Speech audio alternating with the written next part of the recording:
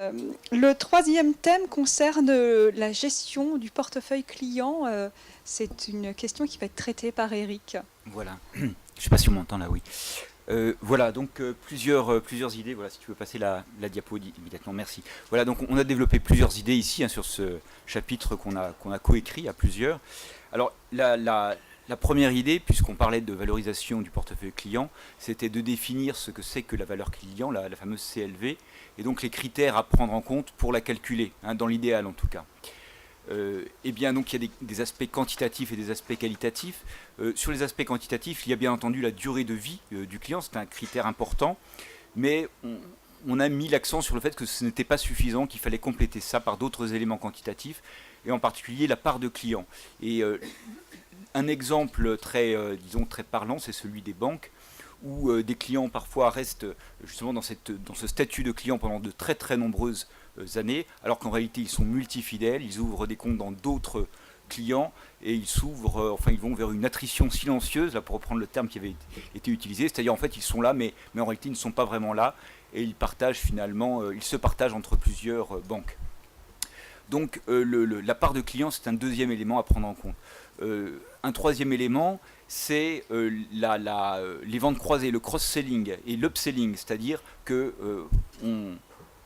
on propose certains produits ou certains services à nos clients et pour calculer cette valeur client, il faut voir dans quelle mesure ce client est susceptible de monter en gamme ou d'acheter d'autres produits ou services de notre offre.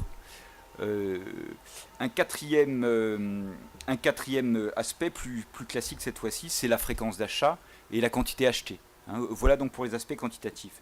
Alors il y a également un élément qualitatif important qui est probablement insuffisamment pris en compte, c'est la marge que l'on dégage avec chaque client. C'est-à-dire que certains clients sont plus difficiles à gérer que d'autres, ils sont plus difficiles à gérer parce qu'ils négocient davantage, parce qu'ils se plaignent davantage et qu'il y a des conflits avec eux et que finalement tout ça est générateur de coûts et que la valeur de ce fait-là de ces clients baisse. Donc si on peut idéalement toujours les intégrer dans des modèles de CLV, eh bien c'est mieux, on a une meilleure estimation de la valeur client. Voilà. Donc voilà une première thématique qu'on a essayé d'aborder dans ce chapitre.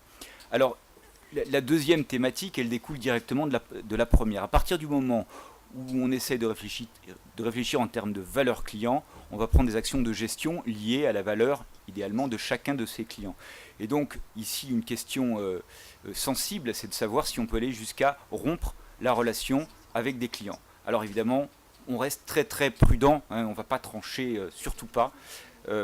Évidemment, la réponse, elle va être très nuancée. Mais on a essayé de s'aventurer pour savoir, pour approcher les limites de jusqu'où on peut aller. Et alors, un co-auteur, on n'a pas la chance de l'avoir aujourd'hui avec nous, mais l'un des co-auteurs du chapitre a étudié cette question, c'est Michael Hanlein, il a étudié cette question et il fait à peu près le constat suivant. Il dit finalement, la question de la rupture de la relation, elle paralyse effectivement les décideurs parce qu'on a la crainte des conséquences, on se demande quelles seront les conséquences sur l'image de l'enseigne ou de la marque, mais en réalité, ce qu'il souligne, pour avoir étudié cette question, c'est que entre les craintes et les comportements réels des clients, il y a un écart important, et finalement le problème, il est davantage dans la tête des managers que dans les comportements réels observés des clients. Et puis il fait une deuxième observation, tout aussi intéressante, c'est que ce fameux client dont la valeur est faible, et c'est pour ça on a moins envie de continuer la relation, et bien ce fameux client, probablement, il va faire peut-être du bouche à oreille négatif, admettons, mais auprès de qui? De son entourage. Et cet entourage, il est lui-même composé de clients finalement à faible valeur.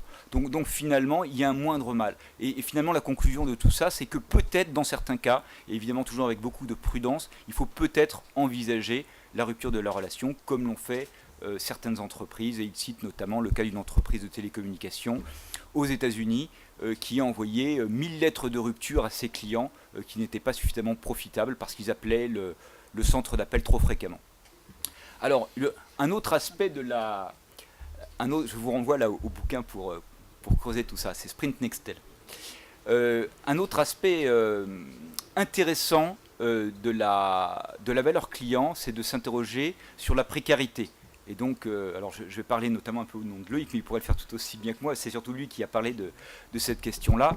La précarité des clients. Certains clients ont moins de valeur parce que simplement la précarité se développe. Alors c'est un phénomène connu, ancien dans les pays pauvres. C'est un phénomène nouveau dans les pays riches, en un mot.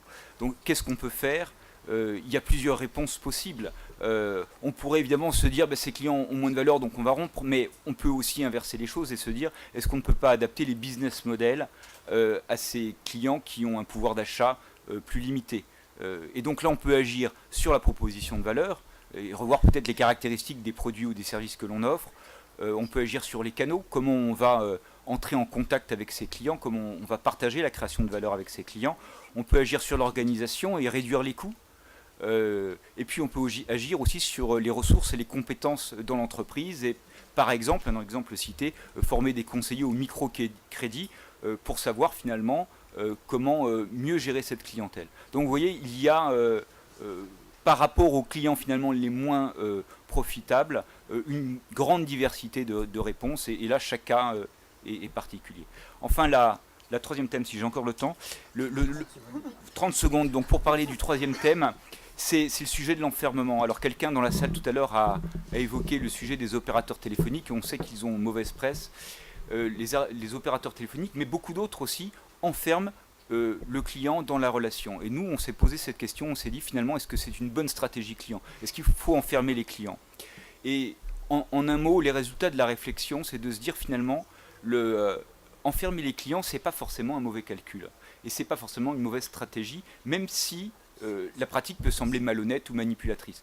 En fait, ce qui est l'erreur, c'est pas d'enfermer les clients. L'erreur, c'est de les enfermer sans qu'ils soient conscients de cet enfermement, c'est-à-dire sans leur accord, sans cette transparence, sans ces petits cailloux qu'on a bien expliqués là depuis le début de l'après-midi. Et l'erreur, c'est de perdre l'orientation client. C'est-à-dire que si les clients sont enfermés et si parce qu'ils sont enfermés, on oublie de se préoccuper d'eux, on oublie de traiter correctement les réclamations clients parce qu'on sait qu'ils sont captifs, là on fait une grosse erreur. Mais le dispositif d'enfermement lui-même, s'il est partagé, s'il est accepté par les clients, c'est une très bonne technique de fidélisation et il y a une étude menée dans le secteur de la téléphonie mobile qui a été menée sur ce sujet. Voilà, je m'arrête là. Merci Eric. Maintenant qu'on a enfermé les clients, on va leur faire vivre des expériences. Alors, les trois premiers chapitres étaient des chapitres très stratégiques et nos stratèges vont quitter la table pour laisser la place aux chercheurs qui se sont concentrés sur des parties plus opérationnelles. Donc, ce premier chapitre plutôt opérationnel s'appelle « Piloter l'expérience client ». Donc, on en parle depuis le début de l'après-midi. Je vais essayer de le définir, de définir l'expérience client en une phrase. Mais l'expérience client, c'est une tranche de vie. C'est une tranche de vie que le client passe au contact de l'entreprise. Cette tranche de vie, elle est sous le contrôle de l'entreprise, de service ou autre. Et pendant ce moment, le client réalise 5 types d'activités. Des activités sensorielles, il touche, il respire, etc. Des activités émotionnelles, il va être furieux, il va avoir peur, il va être enchanté, etc. Des activités cognitives, il réfléchit, il juge, il mesure, et autres. Des activités comportementales, il va pousser, porter, monter, descendre. Et enfin, il va faire toutes ces autres activités dont je viens de parler, là, en interaction avec d'autres. C'est ce qu'on appelle les activités sociales, puisqu'il va faire ça en interaction avec du personnel en contact ou en interaction avec d'autres clients. Alors, cette expérience, encore une fois, elle est pilotée par l'entreprise et elle doit être décidée par l'entreprise. Il faut que vraiment l'entreprise de service se pose la question, finalement, qu'est-ce que je veux ? Quel niveau, par exemple, de participation est-ce que je veux que mes clients aient ? Et si je veux qu'ils participent, comment les aider à participer ? Comment les motiver à participer ? Est-ce que je veux avoir un personnel en contact qui attend ou au contraire qui est très interactif ? Quelle valeur est-ce que je veux que ce personnel en contact donne ? Est-ce que je veux un environnement de tel type ou de quel autre type ? Quelle interaction est-ce que je veux qu'il y ait entre mes clients ? On parlait du pouvoir de clients qui monte. Ce pouvoir d'interaction entre clients montre très fortement. Et avec les nouvelles technologies, on pourrait imaginer dans un Ikea ou dans un Leroy Merlin que les clients puissent se communiquer entre eux et s'expliquer des choses et s'aider, par exemple. quel niveau de standardisation est-ce que je veux? Alors quand je parle de standardisation de l'expérience, ce n'est pas le côté industrialisation qui a été critiqué en début de journée, mais plutôt il faut qu'il y ait une intensité qui soit standardisée dans les expériences de service. Si je décide que je veux de la surprise, il faut que chaque fois il y ait de la surprise. Vous voyez, ce n'est pas toujours la même chose, mais il faut qu'il y ait un air de famille. Et puis, penser à nouveau à la première expérience qui est fondamentale. Alors, une fois qu'on a défini l'expérience, évidemment, quand on est sur le terrain, il va falloir mesurer. Il va falloir mesurer. Et là, je suis très, très basique dans ce que je raconte, mais mesurer l'expérience, alors par des proxys qui sont la satisfaction, c'est pas forcément la même chose, mais la satisfaction vis-à-vis de cette expérience. Et il y a quand même des données indispensables qui sont la satisfaction globale, la satisfaction de tous ces éléments qui contribuent à la satisfaction globale, et il va falloir les générer et trouver de bonnes méthodes déjà des méthodes pour générer les bons éléments qui comptent. Et puis quand je parle de compter, bien réfléchir à l'importance de ces éléments dans la satisfaction globale. Moi je vois énormément de personnes qui maintenant sont carrées sur satisfaction globale, éléments qui contribuent à la satisfaction, mais le poids de ces éléments, le mot en positif, en négatif, voilà. Là il y a encore vraiment du travail à faire sur l'importance de tous les éléments de service à la satisfaction globale. Voilà. Voilà, alors dans ce chapitre avec Sylvie, on n'a pas toutes les réponses évidemment à comment améliorer le pilotage de l'expérience client. Néanmoins, en fait, on a mis un focus sur 4 éléments qui nous paraissaient importants pour améliorer ce pilotage de l'expérience. Alors, le premier point, c'est le fait de faire participer mieux les clients et d'une manière peut-être plus coordonnée. C'est-à-dire qu'on sait bien que le client, en libre service, on lui demande d'être un exécutant, on lui demande de travailler quelque part. Et là, on va lui demander de plus en plus de collaborer. Et il nous paraissait important, effectivement, de se dire qu'il y a des types de participation du client qui ne sont pas toujours pilotés par les mêmes personnes dans l'entreprise, mais que c'est intéressant pour une entreprise de faire le bilan de qu'est-ce que je demande à mes clients. Alors, je vais leur demander, effectivement, de peser les fruits et légumes, ok. Bon, mais je vais leur demander aussi de mobiliser leur réseau pour faire du parrainage, etc. Je vais leur demander de voter pour une formule de produit, de concevoir un film publicitaire. Donc, tout ça, c'est des choses qui sont extrêmement différentes. Et pourtant, c'est intéressant d'arriver à se dire, j'ai un portefeuille d'actions participatives que je propose à mon client. Quels sont ces types d'actions, à qui ces actions s'adressent et comment est-ce que je peux motiver mes clients à participer. Et donc se pose notamment le problème de la rétribution. Est-ce que je dois les payer? Et puis de l'accompagnement, c'est-à-dire comment est-ce que je dois leur expliquer ce qu'ils font. Et c'est vrai que des gens comme Ikea, on en parlait, mais ils sont très forts pour dire si on vous demande de rapporter vos plateaux à la cafétéria, c'est pour faire baisser les coûts, pour que le service soit meilleur pour vous.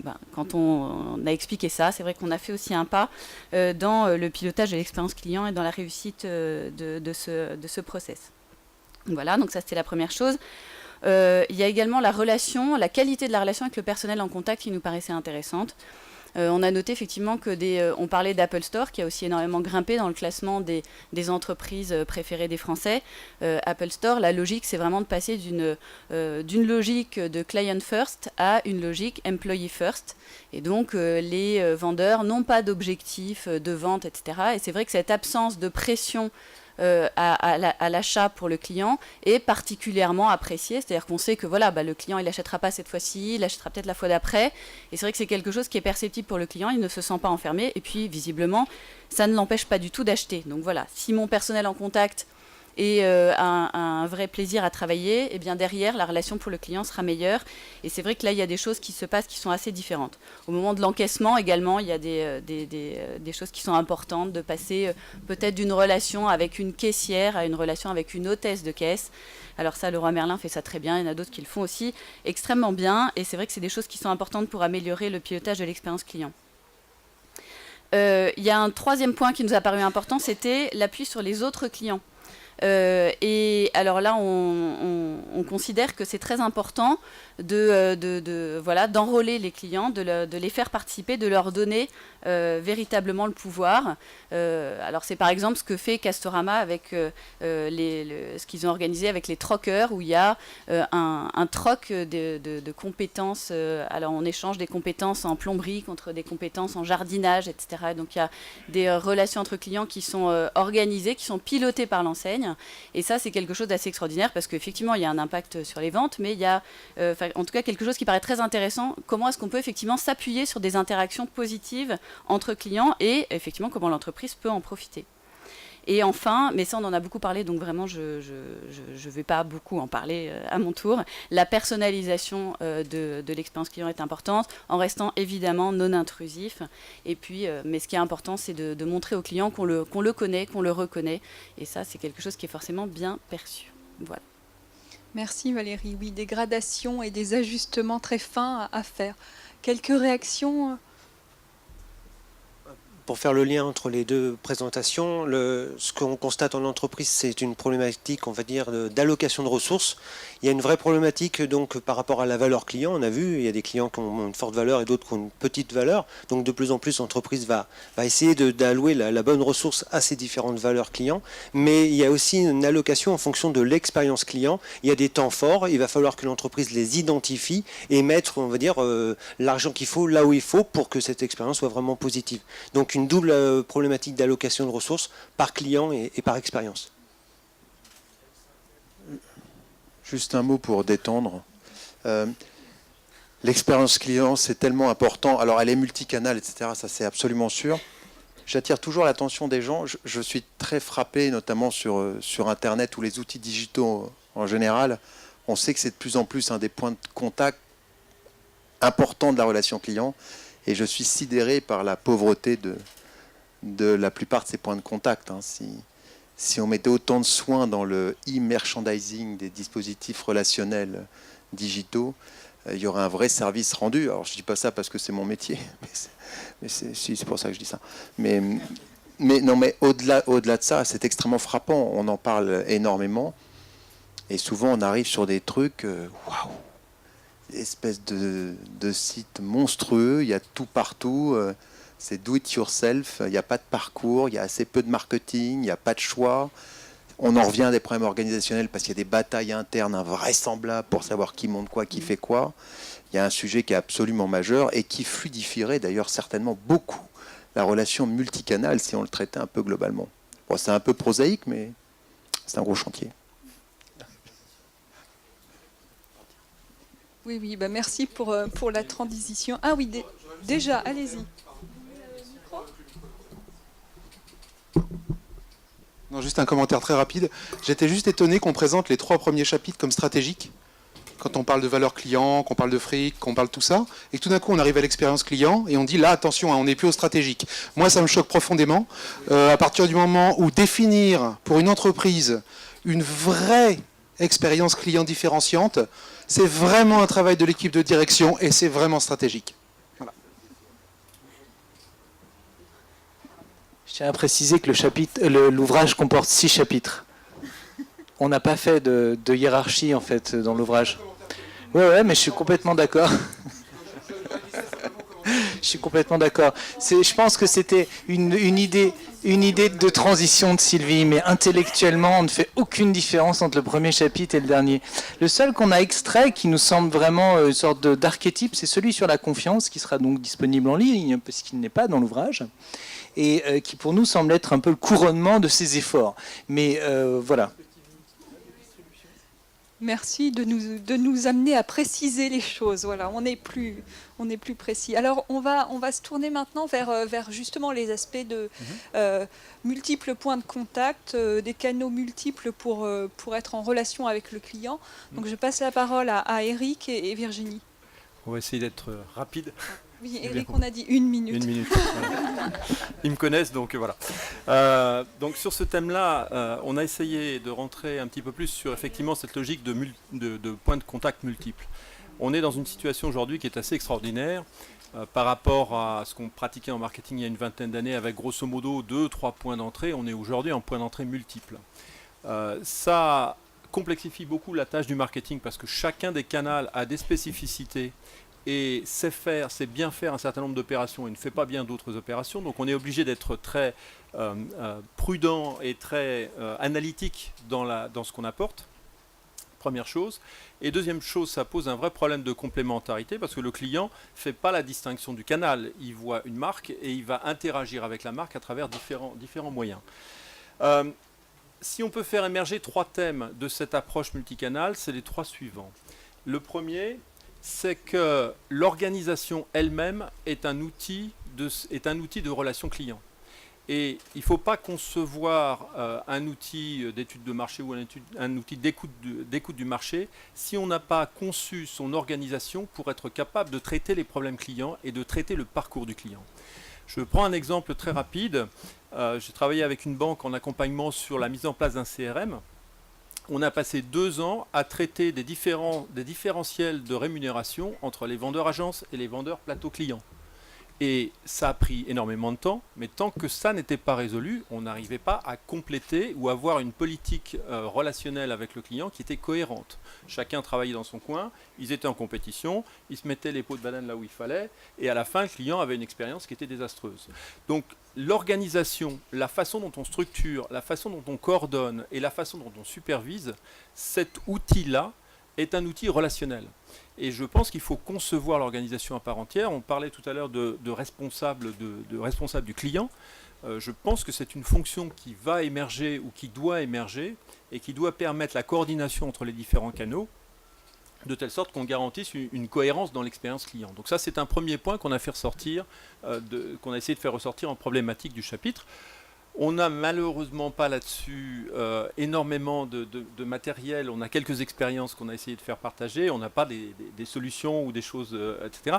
Je crois que la vraie question pour les organisations est de définir ça comme un chantier à part entière de CRM, qui est de se dire quelle est l'organisation d'interaction avec le client qu'on a, comment est-ce qu'on génère cette expérience et est-ce qu'on est cohérent à travers tous ces différents moyens.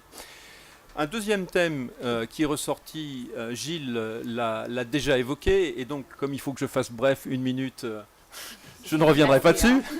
C'est déjà fait ? Ah bah oui. Et donc je passe la parole à Virginie pour le 3e thème.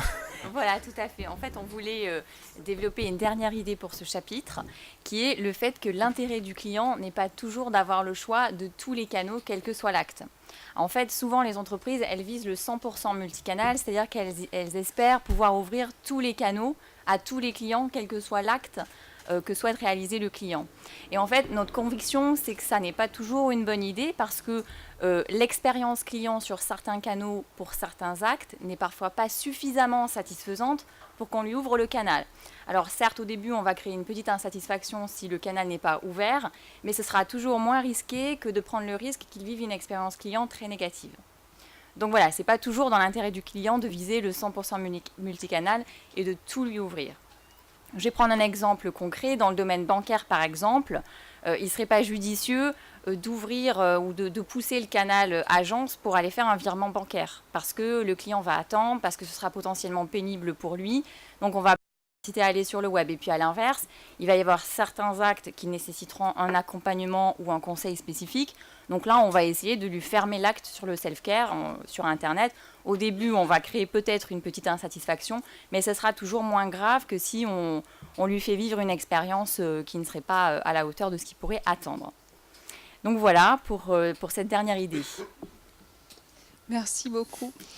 On termine avec la thématique de la fidélité, donc, qui a été abordée déjà au travers de la présentation des travaux de Gilles avec Mille merci, et qui est donc creusée au travers de l'optimisation des programmes de fidélité par Aïda et Virginie.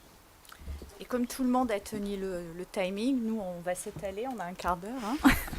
Non, je sais, vous attendez tous le cocktail, donc on va être super rapide. Alors, la première idée qui nous semblait importante à mettre en avant dans ce chapitre et qui peut vous paraître un peu banale, c'est qu'un programme de fidélité, c'est pas un gadget, c'est pas juste une carte adossée à un système de points. C'est avant tout un levier, un outil qui va répondre à une volonté stratégique de l'entreprise. Et je pense que une grande partie des entreprises s'est lancée dans les programmes de fidélité au début parce que c'était très à la mode, parce qu'on avait l'impression que il fallait être là-dedans.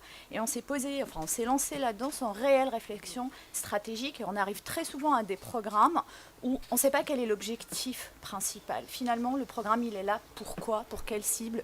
Pour faire quoi concrètement ? Et les exemples aujourd'hui qu'on a essayé de mettre dans le chapitre, des entreprises qui se repositionnent, qui se retirent, ou qui ont attendu que tout le monde se lance pour se lancer, illustrent cela. Alors après, on peut toujours dire, mais oui, mais il y a tellement d'objectifs qu'on peut poursuivre qu'au bout d'un moment, on est un peu aussi embêté, on ne sait pas quoi faire, on ne sait pas lequel privilégier. Et bien justement, cette pluralité des objectifs, nous, on pense qu'elle est tout à fait normale et souhaitable, qu'il ne faut pas en avoir peur, et qu'il faut plutôt essayer d'avoir une certaine hiérarchie des objectifs, essayer d'établir des priorités, et que l'une des clés d'entrée pour établir ces priorités-là, c'est justement d'analyser comme il faut le portefeuille client et de raisonner par segmentation fine de différents profils de clients, ce qui nous ramène encore à des questions de data mining, de connaissances clients, de segmentation, etc., etc. Pour illustrer la deuxième idée forte qui nous semblait importante à discuter aujourd'hui, je vais vous donner des exemples de questions qu'on me pose souvent quand on sait que je travaille sur ce sujet-là. C'est alors, quel est le programme efficace? Qu'est-ce qu'il faut faire? Est-ce que vraiment les programmes de fréquence à point sont plus nuisibles et moins efficaces que les programmes avec du soft? Est-ce que finalement on a besoin vraiment d'avoir une carte de fidélité pour avoir un programme de fidélité? Et j'ai envie de dire que quand j'ai commencé ma thèse, j'avais un peu des réponses, où je croyais avoir des réponses, et plus le temps passe, plus je suis embêtée, parce que je suis incapable de donner une réponse claire, catégorique, comment on l'attend de moi, et c'est pire quand il s'agit juste d'amis qui ne sont pas du tout familiers et qui ont leur propre avis de consommateur. Et je pense que cette difficulté, elle tient du fait qu'il n'existe pas de programme de fidélité au singulier, mais programme de fidélité avec un S, et d'ailleurs j'ai bien vérifié, dans le chapitre on a bien mis un S, parce que tout simplement il y a plein de paramètres qui rentrent en jeu. Il y a la structure du programme qui peut être très variée et très riche, il y a le contenu qui peut être très varié et très riche, et en face vous avez des entreprises avec des spécificités, avec une image propre, avec un profil de client très particulier, et au final le programme le plus efficace où l'optimum n'existe pas dans l'absolu, c'est un peu un mélange de tous ces facteurs-là. Du coup, maintenant, je dis toujours, ça dépend de...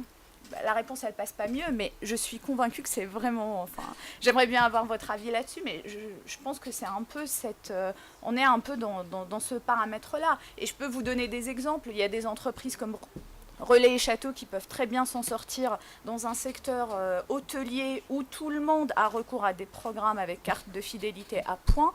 Eux, ils ne le font pas. En Asie, même les marques de luxe, elles utilisent des programmes de fréquence à point parce que culturellement, c'est tellement ancré, c'est tellement sollicité que même quand vous êtes une marque de luxe, vous avez quand même un programme à point avec des incitations financières. La dernière étude Forest qui parle de la perception des Américains vis-à-vis des programmes de fidélité met l'accent sur l'importance du hard comme récompense, comme moyen de récompense. Donc, c'est plus compliqué que ça, et puis peut-être il faut arrêter de raisonner en termes d'opposition et de dichotomie et essayer d'être un peu plus relatif. Je sais, oui, j'ai juste une remarque sur les programmes de fidélité. Bonsoir Gaël Bulch. C'est que, est-ce que quand même, intrinsèquement, par rapport à tout ce qu'on vient d'entendre sur la confiance, qui était vraiment génial tout cet après-midi, vous avez vraiment mis l'accent sur le relationnel, est-ce que paradoxalement, le programme de fidélité, lui, n'est pas que du transactionnel ? C'est-à-dire qu'à un moment donné, on accumule des points, on cherche à avoir des points, et en réalité, au lieu d'avoir de l'argent, on a des points. Et donc, on est opportuniste, et tout ce qui compte, c'est les prix les plus bas, etc. Et au bout du moment, ce que fait la marque, on s'en fout, quoi. Tout ce qu'on veut, c'est j'ai un maximum de points, c'est bon, je vais avoir des opportunités. Et là, pour moi, il n'y a plus de relation, et pour moi, il n'y a plus de confiance. Mais ça, c'est une question. Je peux répondre ? Oui, bien sûr, tu peux répondre. J'ai le temps pour répondre. Oui, alors effectivement, il y a un peu de ça, et puis il y a aussi un peu de la complexité du consommateur, puisque moi, je me souviens encore de mes entretiens qualitatifs où j'interrogeais des personnes qui avaient la carte, à l'époque, c'était Fréquence Plus, mais la basique, qui, eux, estimaient qu'ils étaient dans une réelle relation avec la compagnie aérienne, qu'ils étaient reconnus et privilégiés, alors qu'ils étaient loin de ce que la marque, entre guillemets, pouvait appeler comme programme de reconnaissance. Donc ça reste pour eux, ils percevaient cela comme de la reconnaissance du fait juste d'être membre du programme. Alors maintenant, avec la multiplication des programmes, on sort de ce cadre-là, et puis on se rend compte que les phénomènes qui sont les plus relationnels en termes de coopération, en termes de bouche à oreille positif, sont quand même induits par des bénéfices à connotation relationnelle, d'affinité, de proximité avec la marque, de reconnaissance, qui, eux, en amont, Et c'est là où il y a le gap, c'est que les entreprises, elles peinent encore à savoir en amont qu'est-ce qu'on met pour créer cette reconnaissance. Parce que cette reconnaissance, elle est avant tout perçue. Donc je peux très bien mettre de la reconnaissance, mais elle n'est pas perçue par le client. Et c'est là où il y a toute la difficulté, à mon sens, elle est un peu à ce niveau-là. Donc pour le dernier point, je laisse la parole à Virginie. Oui, on va traiter la dernière idée de façon rapide pour pouvoir profiter du cocktail. Alors, en fait, on voulait vous parler de la mesure de l'efficacité du programme, des programmes relationnels. En fait, généralement, c'est une grande souffrance pour les entreprises parce qu'elles ne savent jamais quels sont les indicateurs qu'elles vont devoir utiliser, qu'elles vont devoir mesurer pour vraiment voir quels sont les effets réels de leur programme. Alors, il y a deux types d'indicateurs. On va pouvoir regarder des critères comportementaux en regardant les quantités achetées, la fréquence d'achat, la durée de vie du client. Et on va pouvoir regarder également des critères attitudinaux comme la confiance, l'engagement, la satisfaction, la propension à recommander l'entreprise, etc. Et en fait, souvent, les entreprises ne se concentrent que sur l'un ou l'autre des indicateurs. Et c'est une erreur parce que souvent, c'est la combinaison des deux qui va permettre de réellement voir quels sont les effets réels d'un programme. Et donc, c'est la mesure en fait, des deux paramètres qui va être la plus pertinente. Et puis, il y a également des critères assez inattendus qui vont pouvoir être utilisés. Par exemple, le taux d'utilisation des points. Alors, le taux d'utilisation des points, c'est un indicateur très intéressant à regarder puisque souvent, en tout cas, il y a des recherches qui montrent qu'un client qui utilise ses points a plus de probabilité d'être fidèle qu'un autre client. Donc, c'est un indicateur qui est très intéressant à piloter, voire même on peut l'actionner, c'est-à-dire qu'on peut trouver des techniques qui permettent de faire en sorte que les clients utilisent leurs points, soit en mettant des dates de validité, des incentives ponctuels pour qu'ils utilisent leurs points, etc. Donc il y a également ce type de critères qui peuvent venir en renfort des critères attitudinaux et comportementaux. Voilà, merci beaucoup. Merci à tous d'avoir joué le jeu, des timings très serrés. Avant de passer la parole à Benoît et à Christophe, je voulais simplement vous annoncer qu'il y a un cocktail, oui, mais un cocktail spécial. C'est un cocktail qui va nous permettre de prolonger les échanges. Donc, nous avons préparé des petits manches debout avec des tables thématiques au fil desquelles vous pourrez vous balader pour venir échanger avec nous. Donc oui, nous allons avoir une interaction collective, puis nous aurons des interactions plus one-to-one. Voilà. Christophe. Rapidement, même si c'est pas facile de faire un lien entre les deux derniers chapitres, ce que j'y vois, c'est la problématique des différents points de contact. Donc je me permets d'intégrer le programme de feed comme étant un point de contact. Et l'idée que je voudrais partager avec vous, c'est que ces différents points de contact constituent une chaîne et que ça va être le maillon faible de cette chaîne qui va mesurer le niveau de satisfaction. Donc attention à ouvrir un canal supplémentaire, attention à ouvrir un programme de feed. Si on n'est pas bon sur le canal supplémentaire ou sur le programme de feed, eh ben on va nuire à la satisfaction globale. Donc c'est vraiment cette notion de point faible. Attention à ouvrir un nouveau canal si on ne maîtrise pas les précédents. J'en ai pas pour plus d'une demi-heure là. Je vais préserver le cocktail. Non, juste peut-être 2-3 remarques un petit peu au-delà. D'abord, on vit une période formidable et je pense qu'il faut avoir donc conscience que beaucoup d'entreprises, pour ne pas dire toutes les entreprises, sont obligées en ce moment de reconsidérer assez fortement leur business model. Et elles sont confrontées à toute la complexité qu'on a entendue toute cet après-midi passionnante. Et ce qu'il y a de terrible dans cette situation-là, c'est la peur ou la crainte. Et c'est terrible quand la crainte l'emporte sur la vigilance, c'est terrible quand le mythe l'emporte sur la connaissance. Il y a un vrai risque là. Donc toutes les initiatives de ce type, et celle du CCN, c'est pour ça qu'on est très heureux d'y participer, qui vont participer à l'acculturation sur ces sujets complexes sont vraiment absolument essentiels. Sinon, on va rester figé, ce sera une catastrophe. Ce que je ne crois pas, je pense que ça va bouger, c'est super. Et la deuxième chose qui a été dite sur « c'est compliqué, j'ai pas de réponse, ça dépend tellement de... » Bon. Je crois que c'est un des enjeux absolument majeurs sur ces sujets-là. C'est qu'en fait, on s'aperçoit que presque en parallèle du one-to-one marketing, il y a le spécifique marketing de chaque boîte. même pas de chaque secteur, c'est presque de chaque boîte, son mix à lui, son cocktail à lui, avec tout ce qui est en termes de connaissances, en termes d'outils, en termes de pratiques, en termes de système, tout est bon. Et il faut que chaque entreprise arrive à définir son propre mix de tout cela. C'est super compliqué. C'est tentant de faire du plug and play avec des solutions qui existent. Et on s'aperçoit que ça ne marche pas toujours très bien le plug and play avec des solutions qui existent. Et arriver à définir son propre mix au milieu de tout ça, je crois que là c'est un des enjeux majeurs de ce marketing. C'est le marketing spécifique de chacun. Donc ça veut dire qu'on va se voir très souvent au CCM. C'est génial. Merci Benoît pour ces éléments de perspective. Est-ce qu'il y a des questions, réactions, protestations?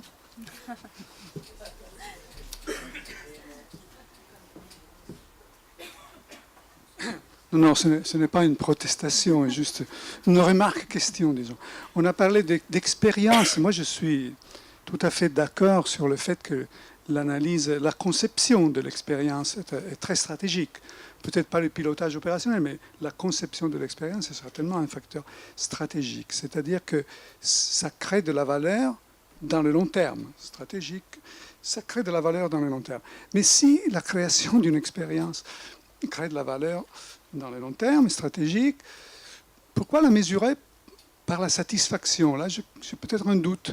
Là, je reviendrai peut-être à réfléchir à une autre façon de mesurer cette valeur stratégique, de façon plus pertinente. Enfin, peut-être, je ne sais pas. Je ne suis pas un grand expert non plus de ces thématiques. Je réfléchis comme ça, et de le mesurer de façon différente, qui permettrait peut-être de mieux lier cette évaluation, éventuellement, avec la fidélité. Parce qu'il me semble quand même que la satisfaction et la fidélité, c'est une relation qui présente quelques problèmes. Donc, voilà, peut-être qu'il y a des choses à réfléchir.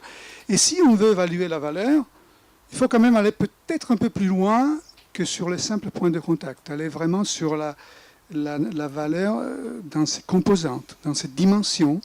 Hein, voilà. Il y a des études sur ça, plusieurs études. Peut-être on peut faire des efforts d'aller plus loin dans ces dimensions, découverte de ces dimensions de l'expérience. La valeur qui est une expérience. OK. Merci. Merci. Des réactions?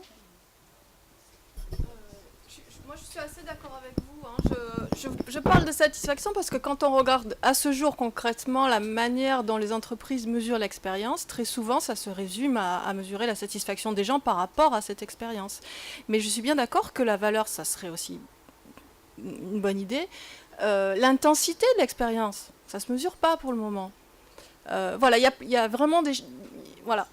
Il y a des dimensions de l'expérience, les moments pics de l'expérience. Il y a beaucoup de choses à mesurer qui ne sont pas le déroulement, le côté... Il y a un côté parcours dans le temps, finalement. Hein, et ça serait intéressant de développer des choses là-dessus.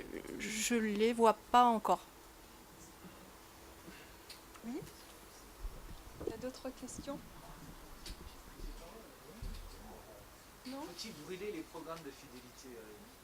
Bon, alors... Faut-il brûler les programmes de fidélité? Oui, j'ai écrit un petit papier en début d'année sur le sujet.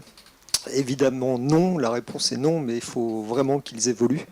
Parce que, effectivement, ça ne se résume pas, et je rejoins Aïda, ça ne se résume pas à des points ou des cagnottes.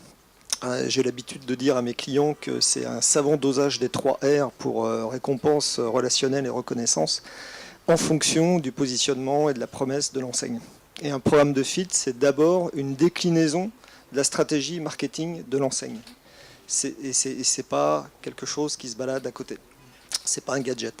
Et pour ouvrir un peu sur l'avenir, quand on regarde des Walmart qui ont ouvert un site, une page Facebook par magasin pour y pousser l'actualité, pour inciter les visiteurs de ces magasins à partager les offres et les promos et donc l'actualité des magasins avec les amis et les fans, etc.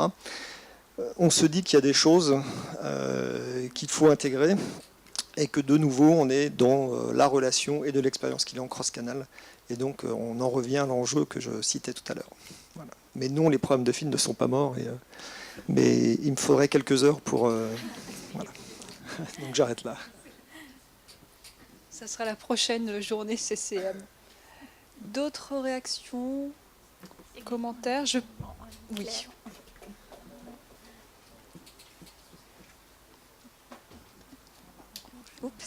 Moi, je voulais vous donner un feedback client. Je voulais vous féliciter pour cet après-midi. C'est la première fois que je découvre les activités du Center for Customer Management. J'ai eu l'impression d'avoir un cours accéléré de relations clients. J'ai adoré les échanges, le niveau de profondeur des exposés et la participation de la salle. Alors, je reviendrai avec plaisir. Merci.